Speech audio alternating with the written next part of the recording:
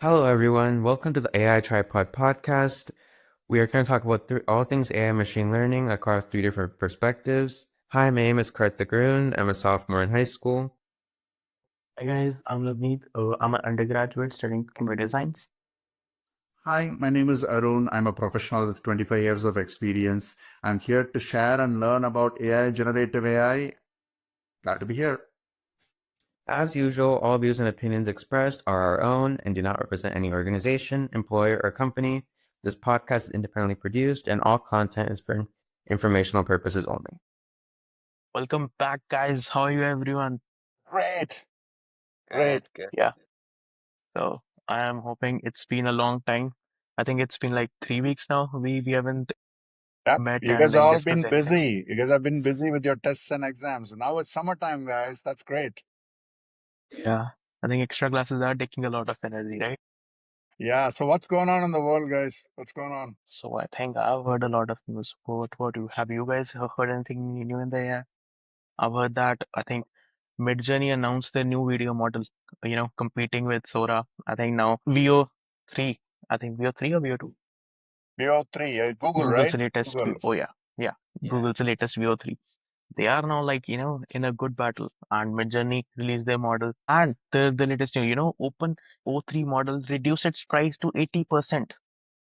That's unbelievable, though. That was a good model. And if 80% slashing the cost, wow. Yeah. Now, like the thing is, Claude models are more expensive, less intelligent, and the Hold on. I agree with you on the cost aspect of it, but I don't know what makes you say that they are less intelligent.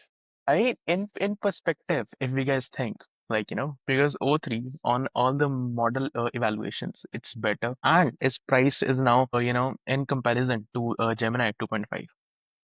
And Claude, I think, is in a kind of a tough spot now because the pricing does not justify it, at least for now. Maybe in future they come back with a strong comeback, but for now I don't think the pricing, justifies them. So you're saying the price to performance ratio is a lot better nowadays with the models of the O3 model, those areas, than compared to Claude, right? And the thing is, Gemini also released its pricing now. It's generally available now. Gemini 2.5? Yep. I see. Interesting. So something to experiment with, I guess, for people to experiment with. But what do you guys think about this? Yeah, go ahead, Karthik. You were saying something. I think you also saw like the 2.5 Lite release as well, right? Or Yeah. 2.5 Lite Gemini Pro and Gemini 2.5 Lite. So Light is not a multimodal model, correct? If I'm not mistaken, is Light Google Light also can process like videos and things like that, or is it just the text-based model? I think it can. It can. Like actually. So what is the price difference also between Google Light and the Pro? I think the price difference is very significant. Mm. Like actually, just Yeah. check I out. mean, generally, right, we've been working on projects where we always say, let's look at the lower cost model first. Just expensive doesn't mean that it's good or the right thing for you, right? You may be burning your dollar left and right, whereas a simple model could satisfy the need, right? And you want to be very Yeah. cognizant So of that.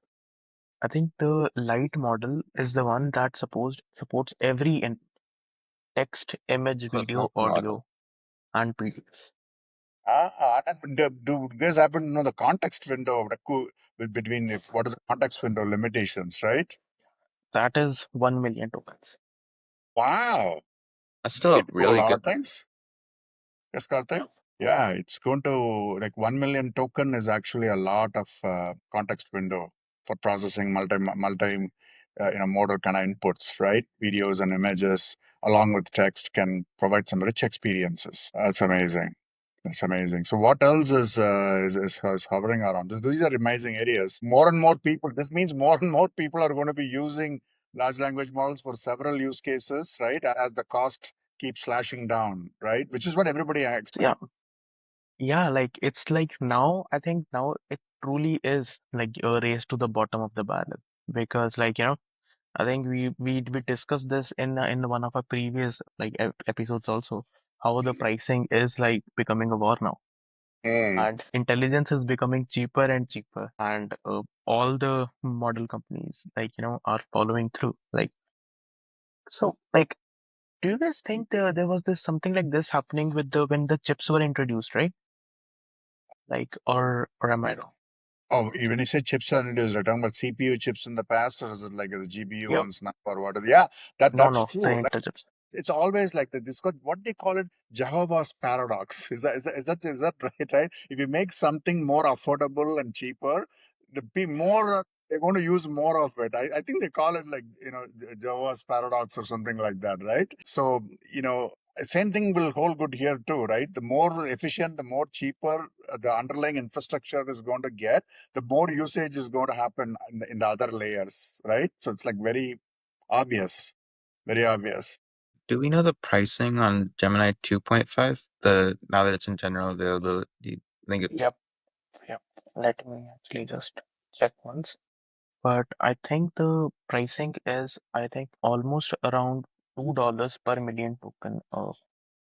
For output, $2 per million token of output. Significantly cheaper than, of course, Claude, and of course, some of the other models are way, way more expensive for one. $17 or of the double digit kind of I thing. think if you go to Opus, it's like $80 for a million tokens or something really, really expensive for Opus, but still, it's like really, really expensive when compared to Gemini 2.5, and even like the O3 and everything is way cheaper I, s- now.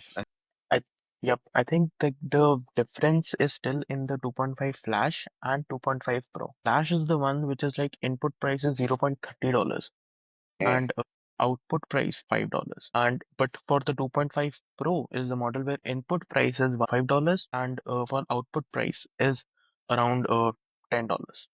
So I think that is still a bit expensive. But if we compare that to, cloud models, which now are the most Comparatively expensive Claude, ones. it's a lot cheaper. Comparatively Claude, it's Yeah, still pretty yeah. expensive, but compared to Claude, it's like way, way cheaper than Claude was. I think maybe last month or something, OpenAI was the one where we were, comparing Gemini models to like O3 high or O1 high don't make sense, but today is the day. I think they make But more but sense but but now. but, No, it's but you very guys telling different. me O3 is now slashing 80%. O3 was used for a lot of reasoning kind of related use cases, if I'm not mistaken. I was good at coding too, if I'm not Yeah, No, I mistaken. yeah. think that was O3 Mini High that was really good at the coding, and then 3 Mini was more on reasoning. Like it was better at reasoning, but it could have been good at coding as well. But But O3 Mini High was I think the main reason that people were not even considering O3 was just the price. That pricing is that high that no one wanted to even consider that for coding and everything. But now I think it's like generally available even in Cursor AI, the yeah, IDE. It's now generally available. I want to go yeah. check it out because right now for coding, guys, right, we use mostly Claude 3.7 is ruling the roast still, even though the 4 came out, but not a big of a difference has been noticed between 3.7 and 4. 3.7 is ruling the roast. But with the price drop now, I don't know because of the pricing that people were gravitating towards that or not, but with this, it'll be interesting for us to even compare and see. Yeah. Also, you can see Claude as well because people are telling like Claude was better at coding. Now I wonder if they're gonna move more to like, Gemini and like OpenAI saying it's cheaper but also better at coding. I wonder if anybody's compared Gemini and O3 comparatively to Claude's 3.7 and I 4 Sonnet. I did a bit. I did with 2.5 Pro Gemini model, and I have to say there is a difference in like how it refactors large code bases. Then I was like, I was working on a side project for one of my friends, and there we wanted to implement a specific feature. And the thing was that it was related to that the main function was in TypeScript, but the new code that we wanted to add that was written in Python, but we wanted to add that functionality in TypeScript. So it just took that, converted that, and in one go, 2.5 was able to go, and the whole thing was working. But Claude Is that because of the context window length available, broad context length of window available? Might be, but the thing is, for like the cursor AI that I'm using, it limits the context. It doesn't give a 1 million whole context window. For that, you have to pay even more, and that is, I think, the max mode is that. Yeah, Okay. in that it So charges more. But I used it with only 200K context length only. But then also the difference was there. The speed was more. The way it just like went ahead and did all the changes and everything. That was I felt it was better, and it took less time than. Good insight. Good insight for folks to know. now I think the another thing that came out this week was I think a YouTuber named Evan Zhao, I believe was his name. He found the system prompt for all the Apple foundational models that they released at WWDC 2025. They released it for Okay. developers to be able to use it in their apps, and it's on device, those models, not in the cloud. So it'd be significantly cheaper than using any of the models we've been talking about today. Although I'm not Okay. sure how good it is comparatively to them, but it would be significantly cheaper than you don't have to go to the cloud and come back. It's faster. It'd be significantly faster, but somebody did find the system prompt for it. And I think I have that exact system prompt, which is kind of they also used stuff like constitutional AI, and that way it's not in the prompt, but they actually gave it rules and guidelines in the AI itself to block it from releasing the system prompt. But somebody used, I think it was a Chinese prompt to find the system prompt there. It's called Yes. language prompt hacking. Then, like, hey, I Yeah. ask in English, you're not telling me, so let me type it in Chinese, and then you tell me. Wow, okay. Yeah. And it just says like you are a helpful and informative AI assistant created by Apple. You can answer questions and provide information to assist with a wide range of tasks. You're designed to be helpful, honest, and harmless. You can understand and respond to natural language, and you can learn and improve over time. You are not human, but you can simulate human-like conversation. You are a machine learning model, and you are not capable of independent thought or emotions. You're a tool created to assist users and provide information to the best of your ability. You're a language model, and you're not a search engine. You can provide information, answer questions based on data and information that has been programmed into you.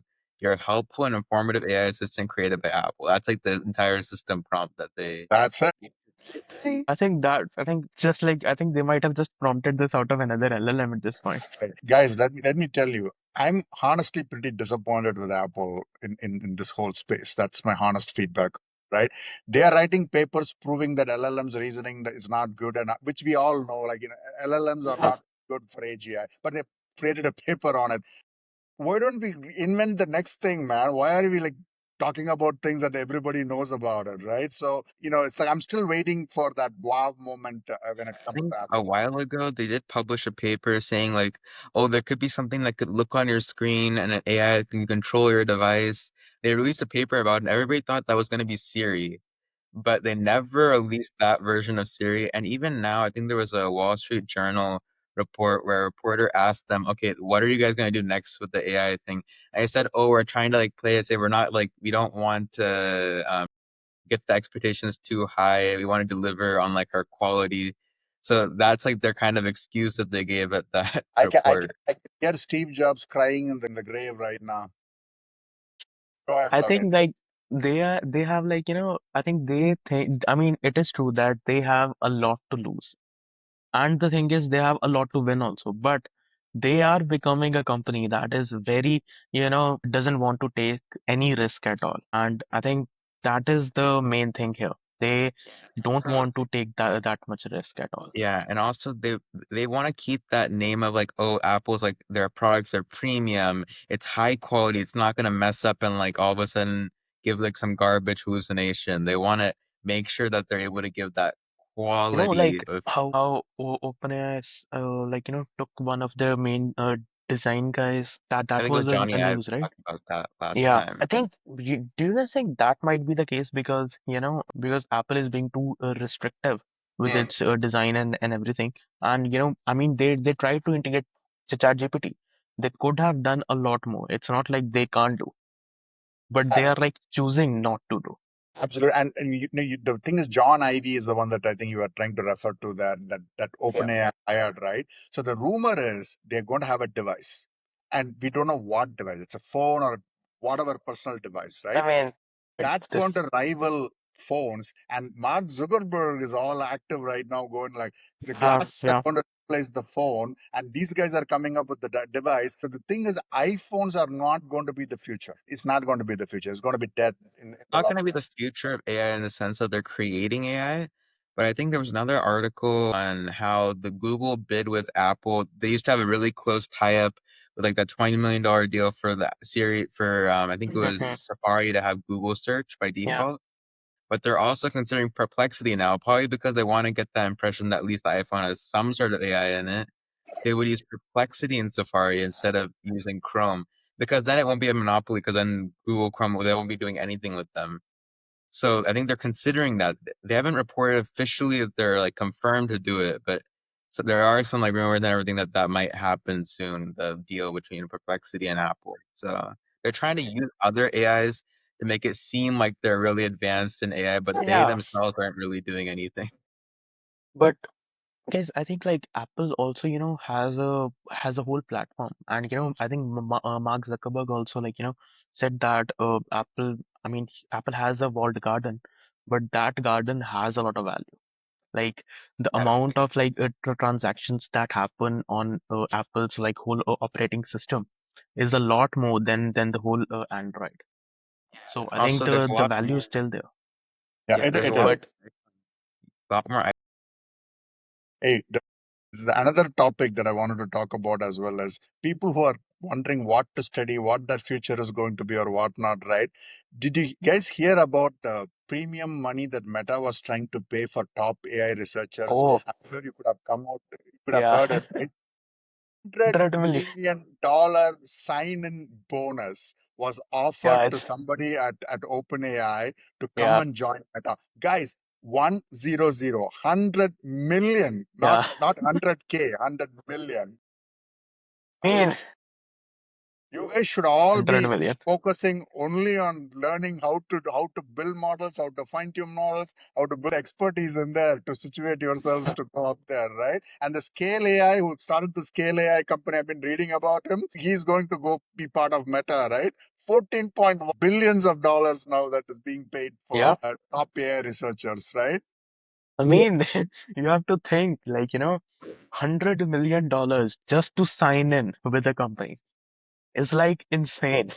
I'm like, you're like done, right? And the thing is, the guys who are offered 100 million didn't take it. Yeah, I mean, you have to think about this. Like, you are offered $100 million and you don't take the offer. So that But then means it shows you the value. It shows you the value they see in their product and their company if they think that $100 million is still not enough. 'Cause I think before even Google was offered that much by like Yahoo and everything to like buy them out, but they believed that they were worth a lot more, so they didn't take it. But yeah, they believed that they were worth a lot more than that. AI is going to create billionaires and trillionaires on one end, that's for sure. Okay. And it's also going to disrupt the bottom line entry level workers and everything, and squeeze them out. And honestly, the way things are trending towards is more like that right now. Yeah. But I Crazy. You have to mean, see how it just shakes thinking out. about, yeah, just thinking about the parity in these things. Like now, like the guys who are joining workforce in the entry level jobs, they are Yeah. getting less roles. But other guys who are some of the experts in the field, they are being offered $100 million sign-in bonuses.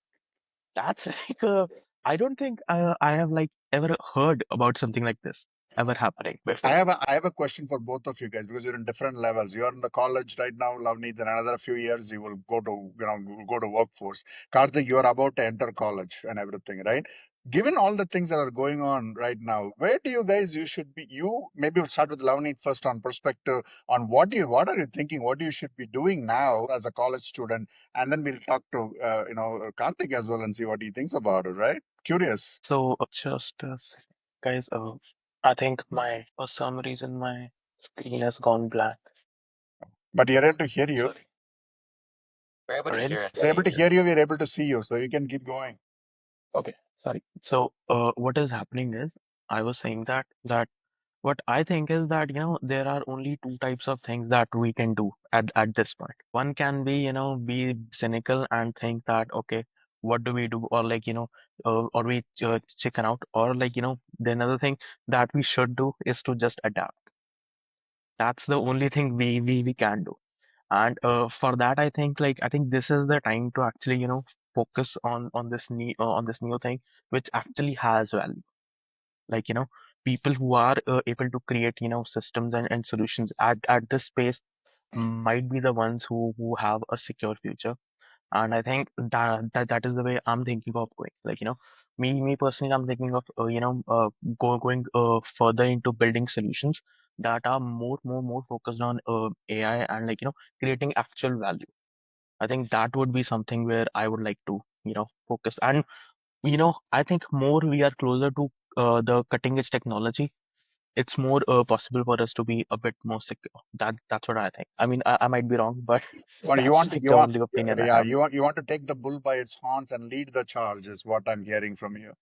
Great. And how about you, Karthik? You're still yet to go in there. So what's going on in Yeah. your head on So what you? right now I'm like the whole school verse. That's where I am. That's the stage. First high school, then college, then get to do all the fun stuff in AI. So as for right now, I think right now most of my age should be like doing their own projects and trying to learn more about AI. This is the time to like learn more about what AI can do. That way when we get later on, we're able to actually do stuff in AI and like create new things with AI, maybe even create new models. But I think right now there isn't right now, but there isn't any class right now that does that. But there should be a class at school that's focused on teaching AI and focused on teaching coding with the AI rather than teaching CSA, CSP, where all those languages will be non-existent within like the next 10 or so years. That they'll be completely non-existent and it'll be natural language that will be mainly coding in. That's what should be taught. There's like an AP like AP like what's it not Engineering, prompt AP engineering prompt AP, is that what engineering, AP vibe coding. That should be the APs that are there now, teaching students like vibe coding, prompt engineering, all those core AI skills. Because without that, one, a lot of the students are scared, oh, my job will be taken in future, I won't have a job. Well, you will have a job if you learn the skills that are needed to get the more advanced jobs that are powering the AI, that are building the AI and like that are using the AI for productivity. You need to learn those skills, and that's what current classes aren't teaching at all. But we should be teaching that right now. I'm with you. And just to close out the loop, professional, like a lot easier for you guys to honestly adapt and shape things up, right? But people who have been in the industry for a long time is getting that shock, or they will get the shock, right? So, but it's important for people like us also to keep learning, experimenting, be open-minded, not think like, oh man, my job won't be affected, and be very defensive is not the way to go, right? How am I going to go and embrace this and try to experiment and be willing to change is going to be vital as well. So that's excellent, guys. I love that. I love that conversation on this topic. Yeah, I Great. think I've seen like a Brilliant ad. Brilliant is like one of those companies that does like the hands-on learning but online. And one of their ads says like your job won't be taken by AI, it'll be taken by who's using AI. So learn AI now using this like tool because if you're the one that knows AI, you'll be the job person with the that doesn't know it. AI itself won't probably take your job. The person that knows how to use it properly and uses it better than you do probably will take. What I think, I think that, there is still like, at least right now, I think there is like, I think still 40% gap where AI can't do what we naturally do at our jobs. With time, this gap will close, but I think there will be some because we humans always find a way, and we always find a way to better ourselves from the tools we use. So it's like always, if we are better than that and we use that tool, it will accommodate us to actually, Yeah, but push us also to, yeah. there's also some jobs where it really, really cannot be quite yet. Jobs like UI UX designer, that sort of thing, where like you need that human intuition of like what really is good design, what really is like, and stuff that requires like empathy, that sort of thing. Like AI doesn't quite have like empathy, doesn't have like emotion that much. Like it's gonna be more of a standardized response, like that stuff like that. You probably jobs like that, you probably do still need an actual human who has empathy, who has UI UX is a great example. Do you guys think architects will have the job in the future? I hope the answer is yes. What I depends on what think the type of answer will architecture. yes. If it's like functional architecture, probably not. But if it's like the more like house styling and that sort of stuff, probably yes. Or like For software architecture, I think it's more of a making a decision thing because I think there will always be solutions every time, but but we are the too, ones like who decide. there could be a point where like AI does like you're more like checking the architecture after it like Yeah, yeah, perfectly yeah, optimizes the architecture with the cheapest model, what would work, tests it all together, makes sure it'll work, then brings you like a little report. Okay, is this okay? Like human in the loop. Okay, it's okay. All right, yeah. I'll go and That's like what I'm saying. actually build it out and build the whole thing. I think the that part where actually human decide that okay, no, I don't want this. I want this, and like because human is the one who has to decide that the customer needs this or not. That thing I think is so You know, valuable that Yeah. yeah, yeah. we are operating, you're talking about critical thinking and creativity. So that's the area where we need to play a role Where on how humans to are shape still stuff. needed, pretty much. Yes, the Exactly. creativity is the main thing because yes, AI can be creative, but not as creative as like a human would be with certain topics like UI UX design. Like And I think it also depends that what kind of decisions you are willing to give it off. You want someone to, at least be responsible and take responsibility for one thing when happens. You can't say that my AI server or anyone they told me that's what it is. Yeah, I think so that part will absolutely. always be there. Correct. Responsibility and accountability. Actually, I use the term RAG. Everybody knows retrieval augmented generation when I say RAG, right? It's actually responsibility, accountability, and governance. There's another RAG. Oh, Nobody talks about the RAG, right? That's what I think, Loveneet, you're talking about. Just because I'm using AI, still I'm responsible as a company. Still I'm responsible as a creator, right? I cannot just say that guy screwed up, right? Nope, it doesn't matter, yeah. right? That's wait, what we so my question is, if you're using a model, let's say you're not running your own model, you're running a provider's model, is it on the provider to take responsibility for that, or is it on the person who used like the company that uses the AI to take that it's responsibility? at this point it's undefined kind of in the industry. It's all being talked about, right? It's But not clear.